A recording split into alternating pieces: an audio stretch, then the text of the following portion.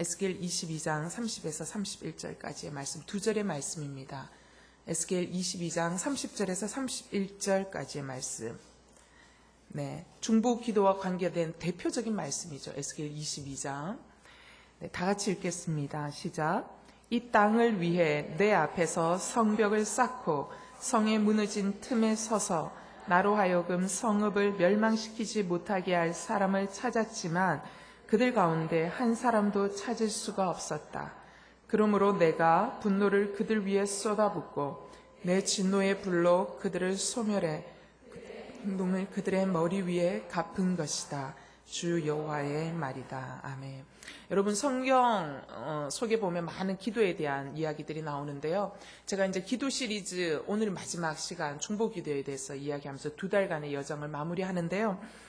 성경 속에 우리 기도에 대한 많은 약속의 말씀도 있지만 기도에 좋은 롤 모델들이 많이 나오고 있습니다. 근데 이 성경 속에 등장하는 기도의 롤 모델의 이야기를 이렇게 보다 보면 재밌는 것은 그 사람들의 기도를 통해서 하나님께서 뜻을 변경하시는 경우를 우리가 자주 보게 된다는 것입니다.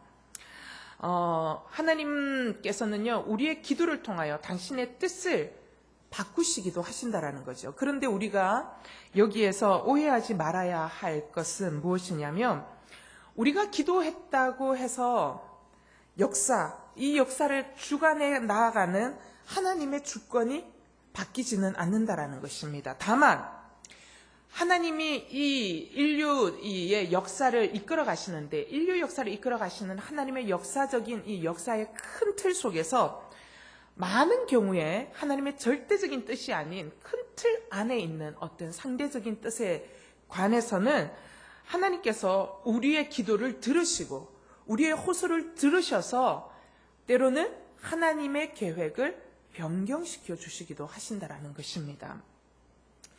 좀 더 쉽게 설명하자면, 제가 이 설명을 드리는 게 잘 설명을 드리는 건지는 모르겠지만 제 지적 한계로 어쨌든 조금 설명을 하자면, 저희들이 이제 지난주에 성지 순례에 갔다 왔어요.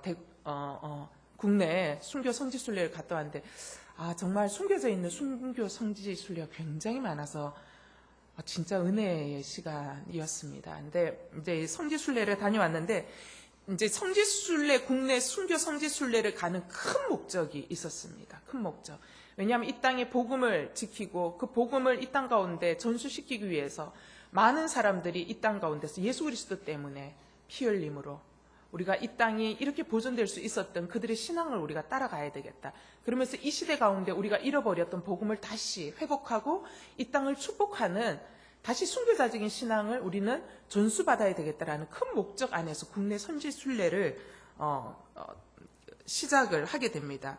그래서 이제 그 목적에 맞추어서 이제 순례지를 이제 정하게 되는데요.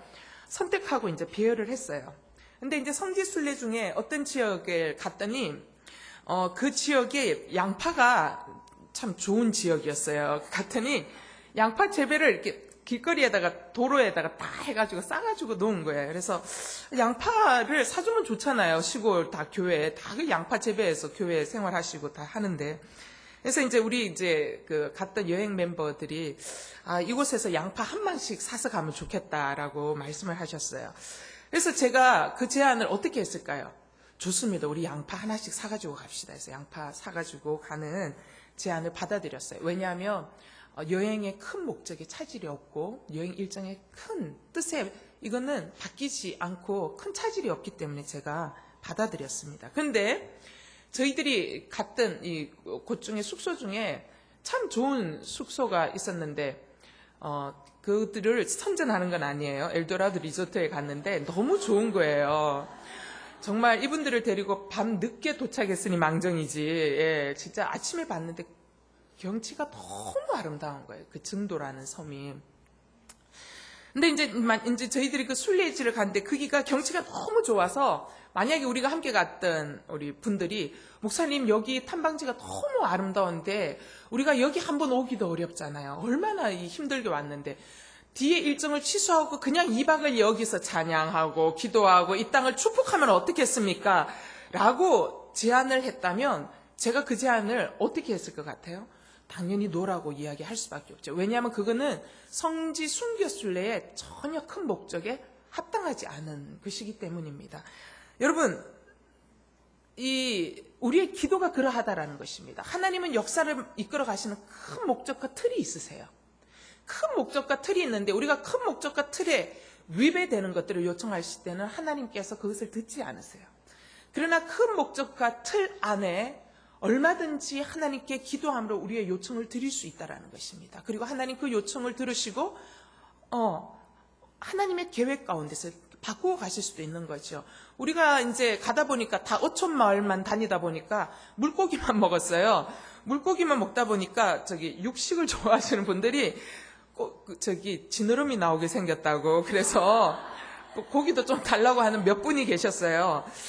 이름은 제가 밝히지는 않도록 하겠어요. 그래서 근데 여러분, 이미 식당하고 다 예약이 되어 있지만 어떻게 변경하세요? 그러나 여러분, 그것도 충분히 수용 가능한 거예요. 그죠? 예약해서. 그래서 저희들이 다른 걸로 고기도 좀 할 수 있습니까? 할 수 있다고. 그런 건 얼마든지 가능한. 기도가 이와 같다라는 거. 이거를 먹는 것과 비교하니까 하나님께 참 죄송하긴 한데요. 쉽게 설명하는 게 우리 먹는 것만큼 귀에 쏙 들어오는 게 없으니까. 그러니까 하나님의 역사의 큰 틀, 주권의 큰 틀 내에서 우리는 얼마든지 기도를 통해서 하나님의 계획을 우리가 호소하기도 하고 우리의 뜻을 하나님께 드림으로 하나님의 그 계획을 바꾸시기도 하실 수 있다는 것입니다. 하나님은 우리의 기도를 들으십니다. 이게 우리가 호소할 때 하나님께서 그것을 들으시고 응답해 주는 게 이 기도의 엄청난 묘미라는 것입니다. 이것 때문에 우리가 또 기도의 은혜 가운데 더 나아갈 수 있게 되는 것을 보게 됩니다. 특별히 저는 오늘 이 중보기도에 대해서 이야기를 하면서 하나님이 많은 기도 가운데 특별히 중보기도를 매우 기뻐하신다라는 것이죠. 이 중보기도는요, 특별히 공동체의 운명을 바꾸는 능력이 있다라는 것입니다. 여러분, 개인의 기도는 개인의 삶을 바꾸지만 그 개인의 기도도 들으시는 하나님께서 개인의 삶도 바꾸지만 공동체적인 운명을 놓고 우리가 중보기도할 때는 나 한 사람의 삶이 아니라 공동체 전체의 삶을 바꾸는 놀라운 역사가 있다라는 것입니다. 따라서 한번 우리 따라해 보시면 좋겠습니다. 중보기도는 공동체의 운명을 바꾼다. 출애굽기 33장을 한번 펼쳐보면 좋겠는데요. 출애굽기 33장 1절에서 4절까지 말씀하고 12절에서 16절까지의 말씀을 좀 비교해 보면 좋은데요. 1절에서 4절까지 다 읽기가 좀 기니까요. 출애굽기 33장 3절 말씀을 읽겠습니다. 출애굽기 33장 3절 말씀 시작. 젖과 꿀이 흐르는 그 땅으로 올라가거라. 그러나 나는 너희와 함께 올라가지 않을 것이다. 너희는 목이 곧은 백성들이니 여차하면 내가 가는 도중에 너희를 멸망시킬지 모르니 말이다. 여러분, 이 33장의 이 말씀은요, 32장에 이스라엘 백성들이 금송아지를 만들었어요. 그래서 금송아지를 만들고 하나님 앞에 우상 숭배하는 범죄 사건이 있었어요. 그 사건에 이어 33장에 나오는 말씀인데 하나님이 그 사건을 보면서 나는 이제 너희들과 함께 가나안 땅으로 가지 않을 거다. 나는 가지 않고 그냥 천사들만 보내겠다라고 이야기를 하시는 거예요. 그러면서 모세에게 뭐라고 했냐면 나는 안 갈 거다. 그러나 너는 책임을 다하고 이 백성을 데리고 가나안 땅으로 데리고 가라 라고 얘기하시면서 내가 가지 않는 이유는 내가 이 백성을 보면 화가 너무 나서 가다가 이 백성들에게 진노를 쏟아 부을 수도 있기 때문에 내가 가지 않겠다라고 얘기합니다. 근데 이 이야기를 전해 들은 모세가 이 과정 가운데서 하나님 앞에 나와서 기도합니다. 백성들을 위한 중보 기도를 하는데요. 그것이 15절에서 17절까지 말씀입니다. 15절에서 17절 다 같이 읽겠습니다. 시작. 그러자 모세는 여호와께 말했습니다. 주께서 친히 우리와 함께 가지 않으시면 아예 우리를 여기서 올려보내지 마십시오. 주께서 우리와 함께 가지 않으시면 나와 주의 백성들이 주께 은총을 입었는지 누가 어떻게 알겠습니까? 나와 주의 백성들이 지면의 다른 모든 백성들과 어떻게 구별되겠습니까? 그러자 여호와께서 모세에게 내가 말한 그대로 내가 하겠다. 내가 내 은총을 입었고 내가 너를 이름으로 알기 때문이다 라고 말씀하셨습니다. 아멘. 여기에 재밌는 거는 여호와께서 모세에게 내가 말한 그대로 내가 하겠다라고 말씀해 주시는 모세의 호소를 들으시고 그래, 알았어, 내가 너와 함께 갈게 라고 이야기를 해주시는, 그래서 하나님이 가지 않겠다고 하셨다가 다시 가겠다라고 마음을 바꾸는 장면이 여기에 나옵니다. 모세의 중보 기도로 마음을 바꾸시는 하나님의 모습. 여러분, 이러한 모습은 요나스에도 나와 있습니다. 하나님께서 니느웨를 멸망시키겠다라고 결정하셨어요. 근데 니느웨 백성들이 그 소식을 듣고 전 국민이 하나님 앞에 나와 회개하면서 기도합니다. 근데 하나님이 멸망시키겠다라고 결정하셨는데 백성들이 나와서 기도하는 모습을 보고 하나님이 어떻게 해요? 그 마음을 바꾸시는 거예요. 내가 멸하지 않겠다. 너희들의 기도를 듣고 내가 멸하지 않겠다라고 하시면서 그들을 당장 멸망시키려던 계획을 취소합니다. 그러나 여러분, 그때 한때뿐이었어요. 니느웨 백성들은 그때 회개하고 나서 그 이후에 다시 계속적으로 아주 악한 죄악들을 지었어요. 그래서 결국은 니느웨, 아수르는 망하게 됩니다. 예. 근데 결국은 하나님의 심판은 죄에 대해서 심판한다라는 큰 틀의 원칙은 있으세요. 그러나 그 틀의 원칙 가운데서 하나님이 멸망을 결정하셨지만 백성들이 나와 하나님 잘못했습니다. 고쳐주십시오. 하나님 우리가 회개하겠습니다라고 기도할 때 하나님이 어떻게 해요? 내리시려던 멸망을 유보하시는 모습들을 보게 됩니다.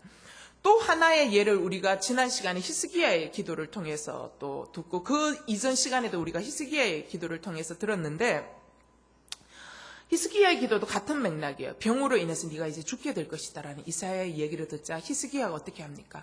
하나님 앞에 면벽 기도를 하면서 벽을 향해서 기도하면서 살려달라고 기도할 때 하나님께서 어떻게 해요? 그의 기도를 들으시고 15년의 생명을 연장시켜 주시겠다라고 약속하고 계시는 것을 봅니다.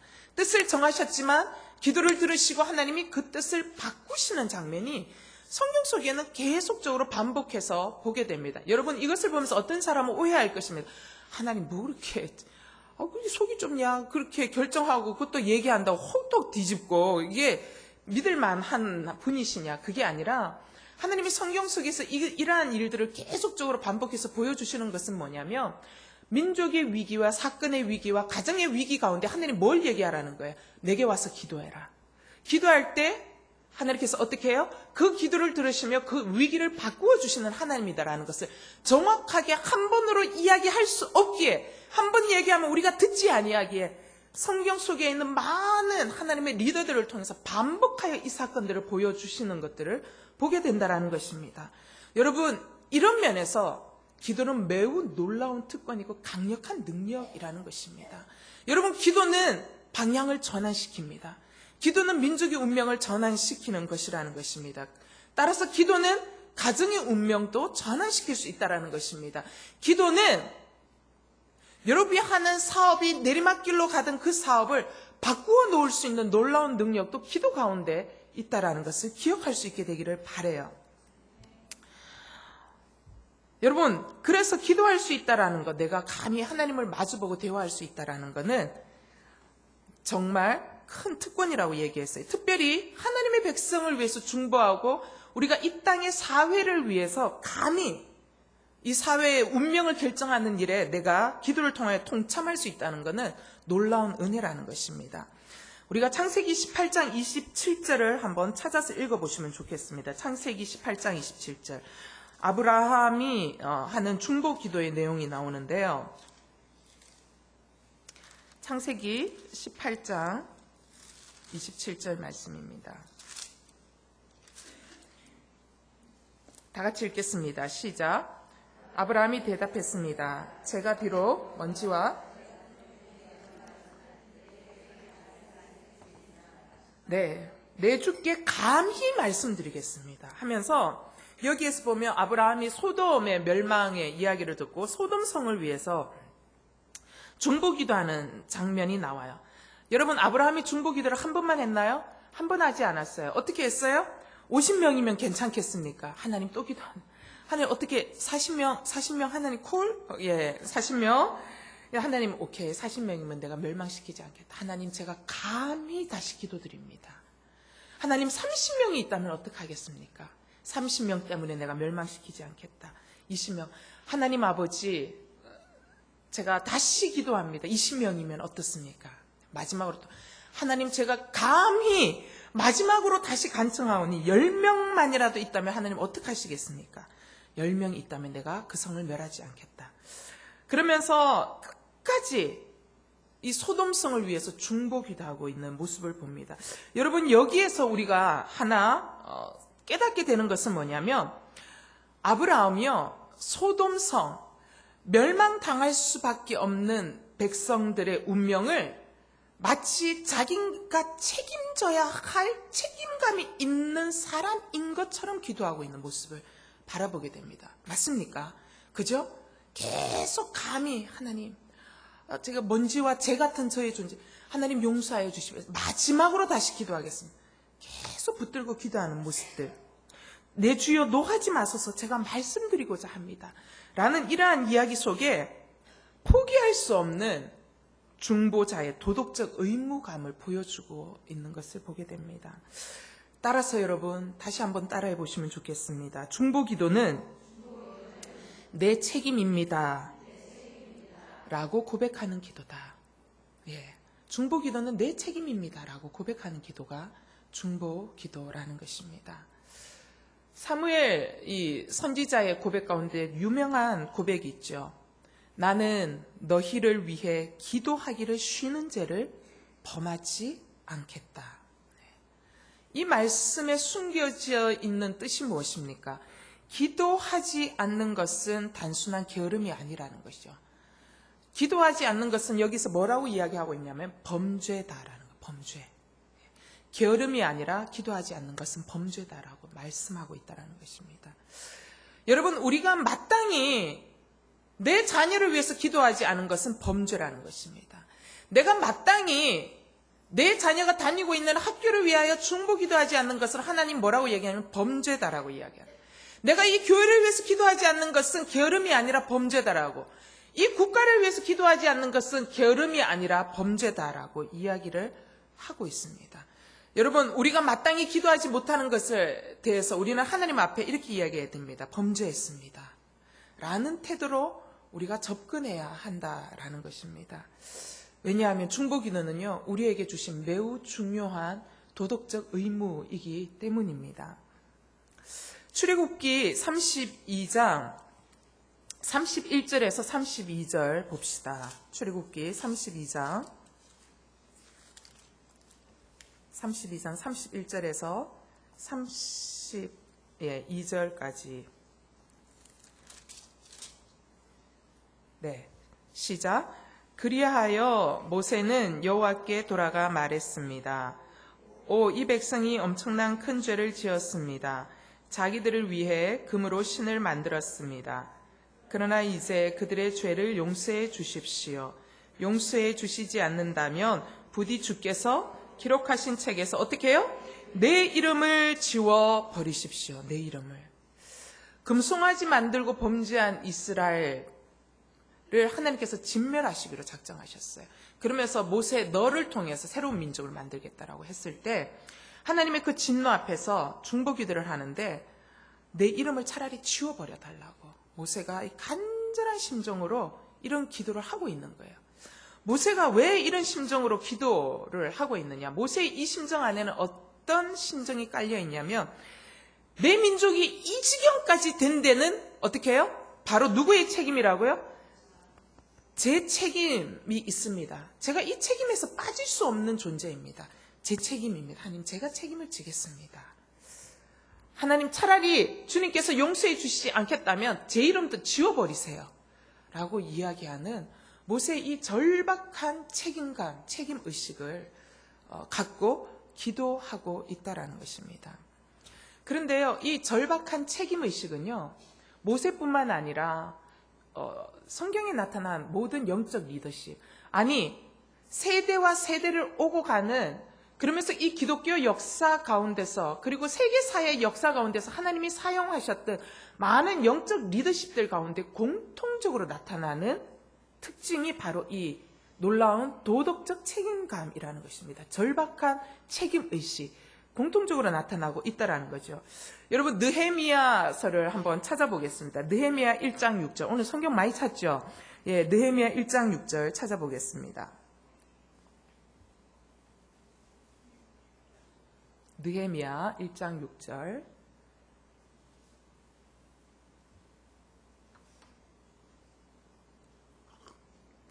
찾으셨어요? 네, 같이 읽겠습니다. 시작. 주의 종들인 이스라엘 백성들을 위해 주의 종이 밤낮으로 주 앞에 기도하니 주께서는 귀를 기울이고 눈을 떠서 이 기도를 들으소서. 밑줄 그어야 돼요. 저와 제 조상의 집, 저와 제 조상의 집 동그라미 치시고, 저와 제 조상의 집을 비롯해 우리 이스라엘 족속이 주님을 거역했던 죄를 고백합니다. 밑줄 쫙. 제일 중요한 거는 저와 제 조상의 집. 여러분, 느헤미야가요, 예루살렘 이 성이 회파됐다라는 소식을 들었어요. 성벽이 다 회파되고 엉망진창이라는 얘기를 들어요. 성문이 회파되고. 이 얘기를 페르시아에서 듣게 됩니다.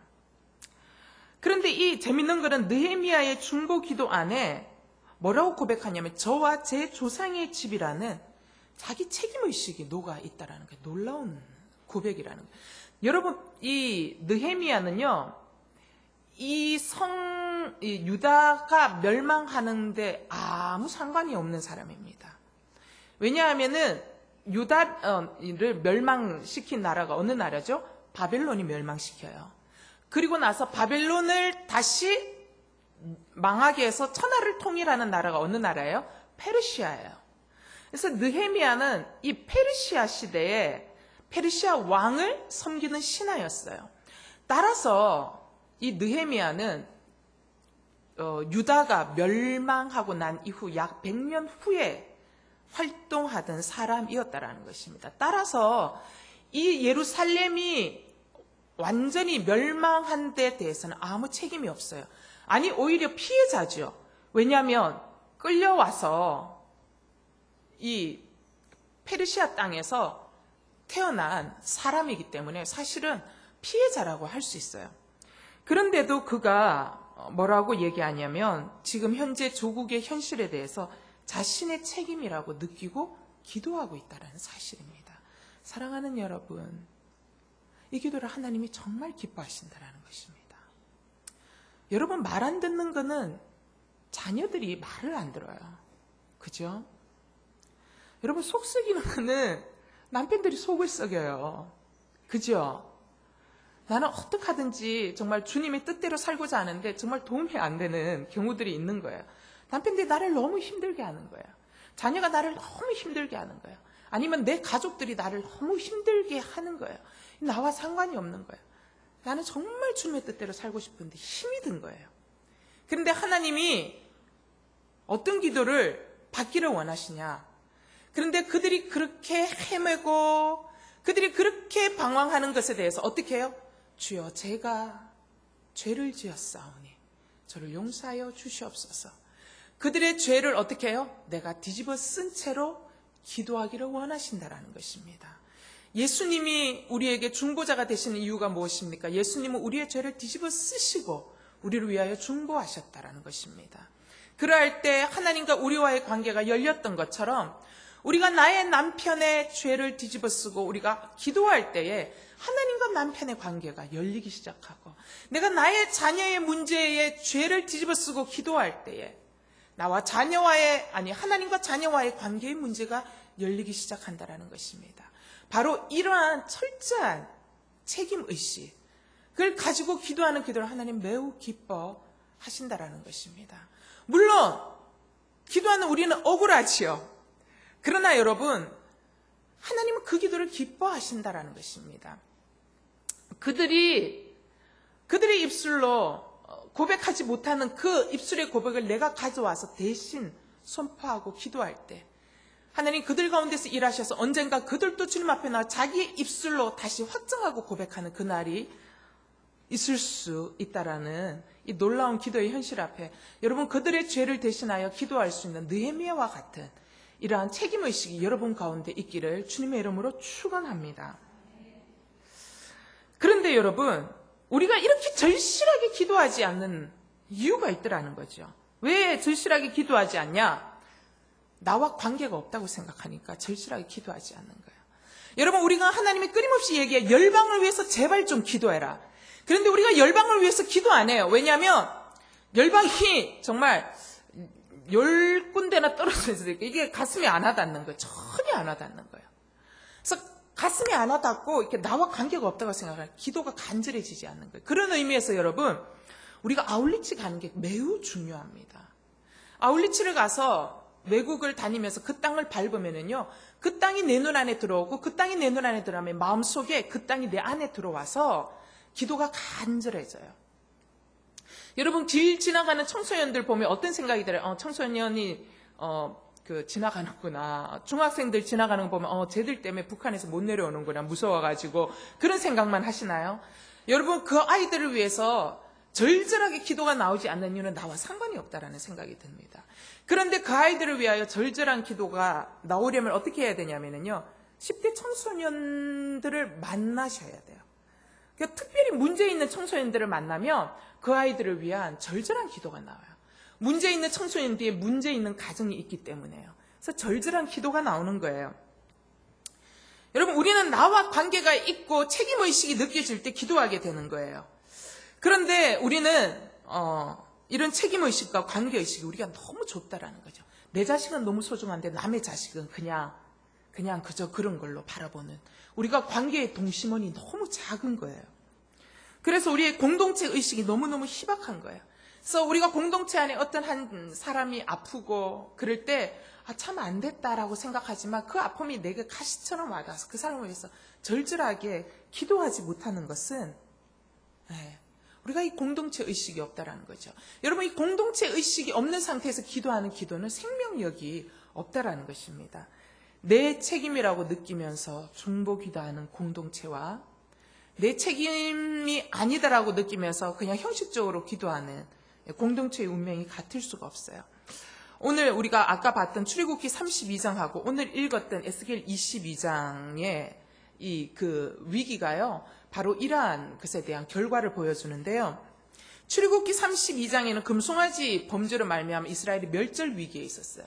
멸절 위기에 있을 때 모세의 간절한 중보 기도로 어떻게 해요? 이스라엘 백성들이 하나님의 용서를 경험합니다. 그런데 오늘 읽었던 본문 말씀 에스겔서에서는요, 너무나 대조되는 상황이 벌어지는 거예요. 출애굽했을 때의 이스라엘 백성들과 마찬가지로 똑같이 하나님을 떠났어요. 우상 숭배했고 하나님 앞에 범죄했어요. 하나님의 언약을 어겼어요. 그런데 에스겔 이 22장에 나와 있는 내용을 보면 이때 이스라엘 백성들은 하나님 앞에 용서받지 못하고 심판을 받았다라는 것입니다. 어떻게 이렇게 서로 다른 결과가 나왔을까? 에스겔이 그게 너무 궁금했던 거예요. 에스겔이 남유다가 멸망하고 난 이후에 바벨론이 2차 침공했을 때 끌려가는 사람이거든요. 그래서 그 지식인 한 10,000명이 바벨론 땅으로 끌려갈 때 에스겔도 같이 붙들려서 끌려갑니다. 그러면서 바벨론 포로로 끌려가서 바벨론 나라에서 하나님의 영이 에스겔에게 임해요. 그러면서 바벨론 땅에서 이스라엘의 회복을 선포하도록 그게 하나님의 영을 부으시고 예언자로 활동하게 됩니다. 근데 그가 이제 그 바벨론 땅에서 포로로 끌려간 그 땅에서 예언을 하면서 그 안에 퀘스천이 있었어요. 질문이 있었어요. 하나님, 도대체 하나님의 백성들이 어째서 이렇게 멸망당하는 이 비극을 맞이해야만 했었습니까? 라고 하나님께 질문을 던졌어요. 그가 이제 평소에 가지고 있었던 의문이죠. 그러한 질문에 대해서 하나님이 에스겔에게 대답해줬던 여러 가지 많은 대답 중에 한 가지가 바로 오늘 읽었던 대답인데요. 오늘 읽었던 본문 22장 30절에 보면 하나님 왜 이스라엘이 멸망했습니까? 라고 얘기했을 때 하나님 이렇게 이야기합니다. 원인으로 꼽는 것 중에 하나가 뭐냐면 이 땅을 위해 내 앞에서 성벽을 쌓고 성의 무너진 텀에 서서 나로 하여금 성읍을 멸망시키지 못하게 할 사람을 찾았지만 그들 가운데 한 사람도 찾을 수가 없었다. 이 얘기는 뭐예요? 내가 이스라엘을 멸망시키기 위해서 멸망을 준비하고 있을 때 중보자가 없었다라는 거예요. 이스라엘의 죄를 자기가 뒤집어 쓰고 잘못했습니다라고 하나님 앞에 이스라엘을 구원하여 주십시오라고 기도하는 중보자를 한 사람도 찾지 못했다라는 거예요. 나라를 위해 깊은 책임의식을 느끼고 기도하는 중보자가 없었다라는 거예요. 그래서 하나님 뭐라 그래요? 31절. 그래서 내가 분노를 그들 위에 쏟아붓고 내 진노의 불로 그들을 소멸해 그들의 행동을 그들의 머리 위에 갚은 것이다. 주 여호와의 말이니라. 중보자가 없었기 때문에 이스라엘의 운명이 어떻게 끝났다고요? 결국은 하나님의 심판으로 끝났다라고 말씀하고 있습니다. 출애굽 시절과 똑같은 범죄를 했지만 한쪽에서는 용서를 경험하고 보존되었고 한쪽에서는 하나님의 심판으로 멸망받을 수밖에 없는 이 극명한 차이는요, 중보 기도자가 있느냐 없느냐의 차이점에서 판가름이 났다라는 것입니다. 여러분, 교회 안에 중보 기도가 살아있는 교회는요, 매우 행복한 교회예요. 여러분, 한 가정 안에 중보 기도자가 살아있는 가정은요, 축복된 가정이라는 것입니다. 중보 기도는 운명을 가르는 놀라운 특권입니다. 사랑하는 여러분, 가정 안에서 여러분은 어떤 존재이십니까? 네.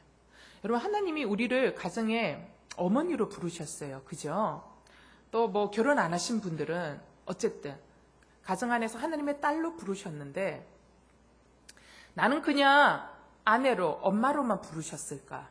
그렇지 않다라는 것입니다. 여러분, 하나님께서 우리에게 어머니로 부르시고 아내로 부르셨을 때는 그냥 밥 해주고 빨래 해주고 애들 먹이고 애들 공부시키는 역할로 부르시지 않으셨다라는 거죠. 당신을 하나님은 어떻게 부르셨다고요? 중보자로 부르셨다라는 것을 꼭 기억할 수 있게 되기를 바랍니다. 여러분, 어머니의 역할보다 더 중요한 것은 중보자의 역할이에요. 아내의 역할보다 더 중요한 것은 뭐라고요? 중보자의 역할이에요. 여러분, 누가 훌륭한 아내냐? 중보자의 역할을 잘하는 아내가 진짜 훌륭한 아내라는 것입니다. 여러분, 남편을 위해서 기도하십니까? 할렐루야. 네. 자녀들을 위해서 기도하십니까? 하나님이 우리를 가정 가운데 중보자로 세우셨다는 것을 반드시 기억하실 필요가 있습니다. 중보자로 세운 엄마, 중보자로 세운 아내라는 것을 기억하시고요. 바로 여러분이 이 중보자로 서 있을 때 여러분의 가정은 어떠한 상황 가운데서도 절망하실 필요가 없다라는 것입니다. 하나님의 손이 여러분의 가정을 덮고 계신다라는 거죠. 제가 여러분이 너무나도 잘 아는 링컨의 이야기를 좀 하겠습니다. 남북 전쟁을 하지 않았습니까? 그죠? 근데 남북 전쟁에서 어느 팀이 이겼게요? 예. 1번 남, 2번 북. 예. 50%예요. 맞춰보세요. 예. 북군이 이겼잖아요. 그죠?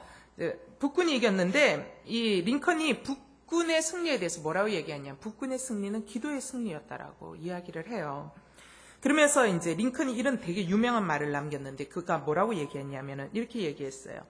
우리에게 로버트 리 같은 명장이 없음이 다행이다. 여러분, 리가 누군지 아시죠? 남부군을 이끌었던 대단한 명장이었습니다.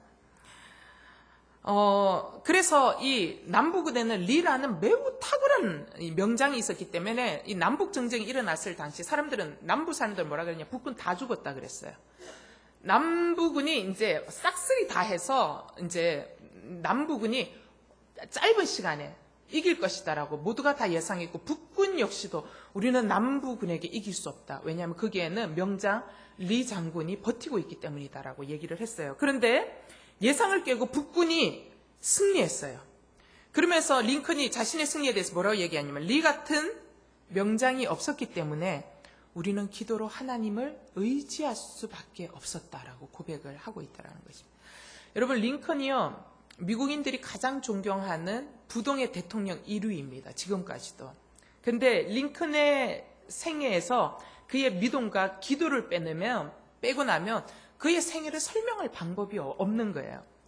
그러면서 많은 사람들이 이제 남북 전쟁이 끝나고 난 뒤에 데이터 분석을 했다라는 거죠. 북군의 승리에 대해서 많은 이제 데이터를 분석하고 막 데이터 자료를 내놓을 때 링컨이 이렇게 한마디로 이야기했대요. 기도의 승리일 뿐이다라고 이렇게 이야기를 했다라는 것입니다. 사랑하는 여러분, 우리는 한 가정의 영적 리더입니다. 영적 리더라면 기도해야 한다라는 것입니다. 리더의 기도는요, 가정을 일으키는 영적인 굉장한 무게감이 있습니다.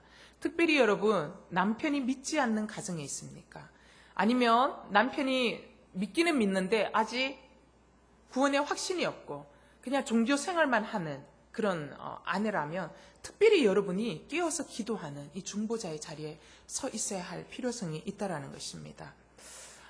여러분, 우리가 언제까지 기도 요청만 하는 사람으로 살아갈 수 없습니다. 여러분, 우리는 성장해야 돼요. 어떤 사람으로요? 우리가 기도해 주는 사람으로 성장해야 돼요. 여러분, 우리가 기도를 해줌으로 다른 사람을 어떻게 해요? 이렇게 세우는 사람으로 성장해 줘야 되는. 하나님 우리에게 바라시는 모습이 그거예요. 우리 모두가 중보 기도자가 되어서 다른 사람들의 인생이 주님 안에서 승리할 수 있도록 돕는 역할을 해주기를 원하신다라는 것입니다. 현대 그 선교의 아버지라고 하면 여러분 유명한 사람 있죠. 인도 선교사 윌리엄 캐리라는 선교사가 있습니다. 그가 인도에서요 42년간을 선교를 합니다. 여러분 윌리엄 캐리의 이야기를 들으셨겠지만 윌리엄 캐리의 아내가 인도로 가서 정신적으로 문제가 생깁니다. 그래서 윌리엄 캐리가 뭘 했냐면은 그 인도에 너무나도 많은 방언들이 존재하거든요. 각 방언으로 성경을 다 번역을 해요. 일일이 성경을 번역하는 거는 여러분 피를 말리는 작업이에요. 매우 힘든 작업이에요.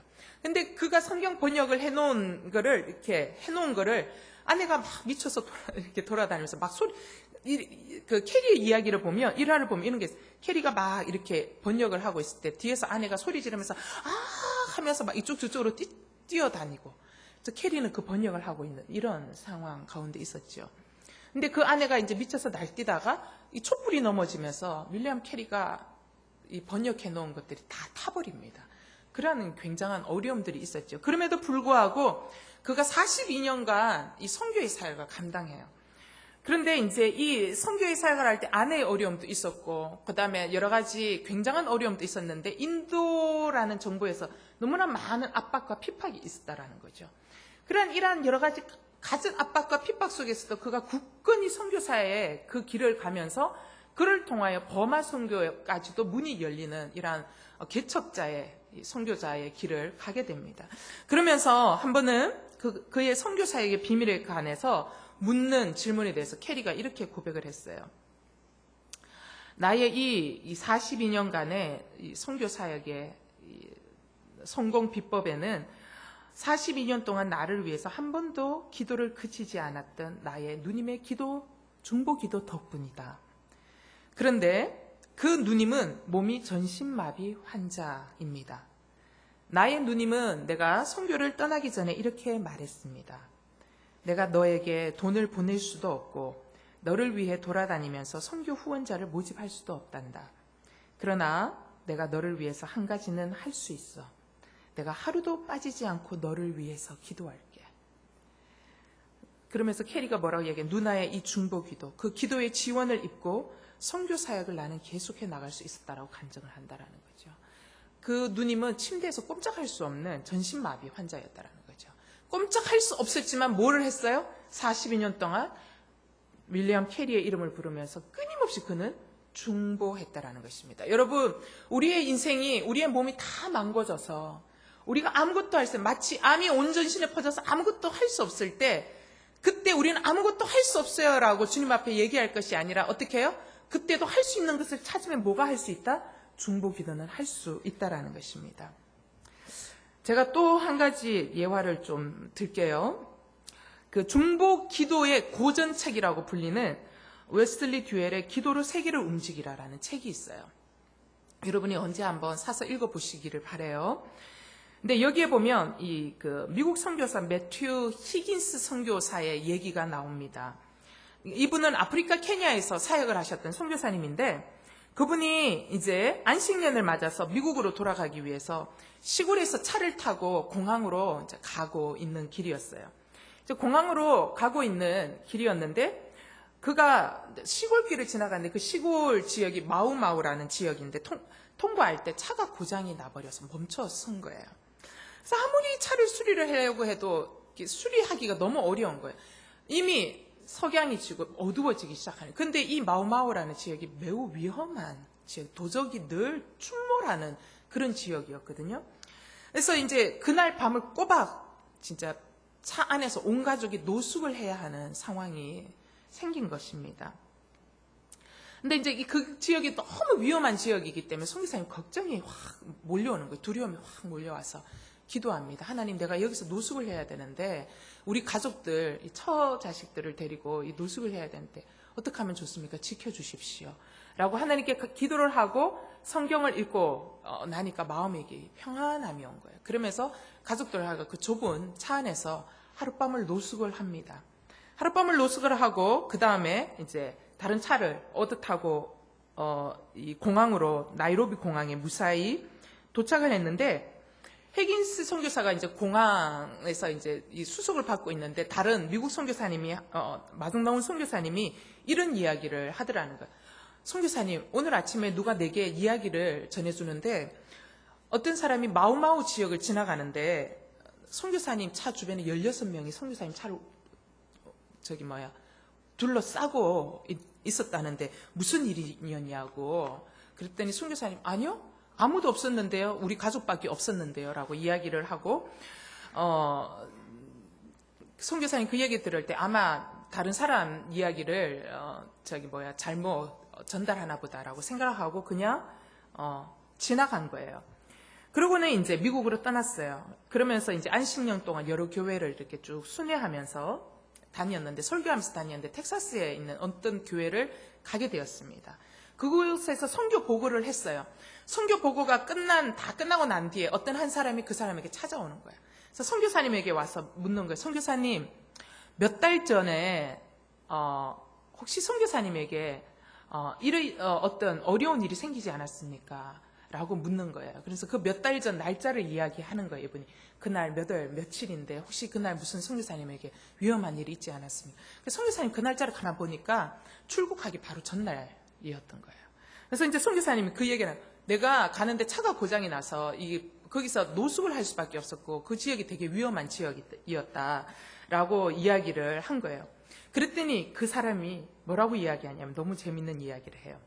그날 저희 교회에서 예배가 끝난 후에, 저녁 예배가 끝난 후에 제 마음에 선교사님 생각이 너무 간절하게 났습니다. 간절하게 나고 내 마음 가운데 강력한 부담이 와서 제가 예배가 끝날 무렵에 앞에 나가서 광고를 했습니다. 그러면서 오늘 제가 매튜 해긴스 선교사님에 대한 마음의 부담이 너무 듭니다. 우리가 선교사 가족을 위해서 기도할 사람들은 예배가 끝난 후에 선교실로 와주시면 감사하겠습니다. 라고 광고를 했어요. 그렇게 그날 광고를 하고 선교실에 모였던 사람이 16명이었다라고 말하는 거예요. 그러면서 그분이 뭐라고, 기도 중에 본인이 이제 환상을 보는데 불량배들이 선교사님 차를 급습하려고 접근하는데, 기도 중에 하나님 보여주는 환상 가운데 뭘 봤냐면 16명이 선교사님의 차를 우겨 사고 있는 것들을 보게 되었다라는 것입니다.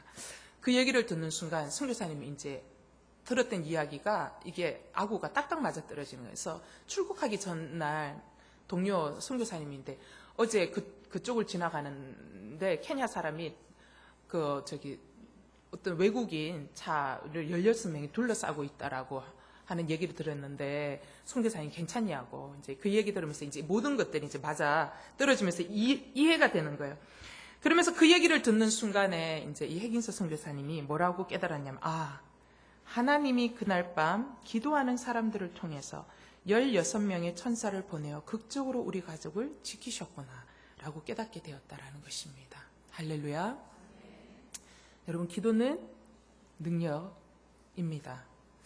근데 여러분, 중보기도 할 때 아무런 일도 일어나지 않는 것처럼 보이는 경우들이 있어요. 예를 들자면 내가 가까이에 있는 사람이 내게 중보기도 요청을 해왔어요. 그리고 그 사람의 기도 제목을 가지고 계속 기도를 해요. 가까이 있는 사람의 기도를 했을 때 그 기도가 응답되는 것은 들을 수 있죠. 그죠? 들을 수 있어요. 가까이 있으니까 어떻게 응답되어서 가고 있는지를 들을 수 있는데, 예를 들자면 한국에 있는데 저기 아프리카 선교사님을 위해서 기도했어요. 그 기도는 들을 수가 없어요, 여러분. 어떻게 이게 전달받겠어요? 그래서 마치 내가 이 중보기도 하는 것이 마치 허공에 대고 쏟아붓는 것 같은 그런 느낌이 드는 거예요.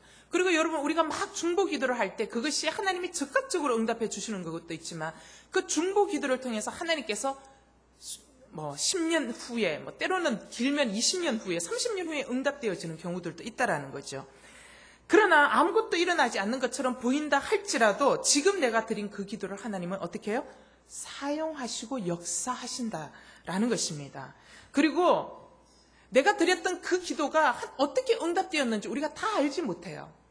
다 알지 못하지만 우리가 그날에, 우리가 하나님 앞에 부름을 받은 그날에, 주님과 얼굴로 맞대어 보는 그날에 주님은 우리에게 설명해 주실 거예요. 네가 그때 이렇게 기도했던 거 이러이러한 역사로 사용되었다라고 주님 우리에게 설명해 주실 거예요. 여러분, 우리가 이곳에서 기도했던 그 기도를 하나님이 어떻게 역사해 주셨고 그 기도를 통해서 그 나라와 그 지역과 그 사회에 어떤 영향력을 끼쳤는지를 주님 그날에 설명해 주신다는 거예요. 중요한 거는 기도하면서 하나님께서 이 중보 기도를 들으시고 응답하시고 사용하신다는 것을 우리가 놓치지 않고 믿는 신뢰 가운데 기도할 수 있어야 한다는 것입니다. 여러분, 나의 기도를 통해서 하나님은 나의 가정 속에서 어떤 일들을 막으시기도 하시고 어떤 일들을 여시기도 하시고 또 나의 기도를 통해서 열방의 선교사들을 어떻게 도왔고 또 한국의 위기를 어떻게 막았는지 하나님께서 그날의 모든 것들을 상세하게 보여주실 줄 믿습니다. 사랑하는 여러분, 중보 기도자는 매사에 모든 일에 나의 책임입니다라는 절대적인 공감의식이 있어야 합니다. 모든 일에 나의 책임입니다라는 이 절대적인 공감의식으로 기도할 때에 우리가 핵인스 선교사님이 경험했던 이 놀라운 간증 같은 이 간증들이 우리의 삶 가운데서도 계속해서 일어나게 될 줄 믿습니다.